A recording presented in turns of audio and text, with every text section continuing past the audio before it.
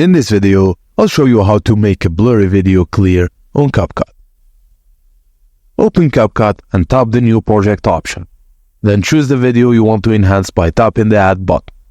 Once selected, your video will appear in the timeline.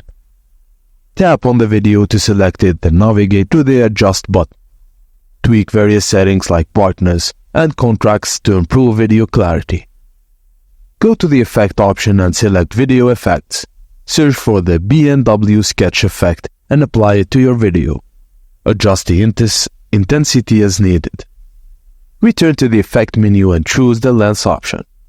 Select a suitable blur effect and apply it to your video, because adjusting the blur intensity to your liking could enhance the quality.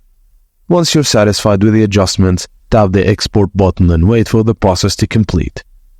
Go back to your project, tap on the B&W sketch effect, choose Replace Effect, and search for the Neon effect.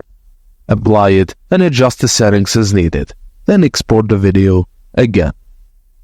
Delete all existing effects and tap on the Overlay button to blend or splice overlays, and add the previously exported sketch overlay and adjust its blending mode to Burn with 45% opacity.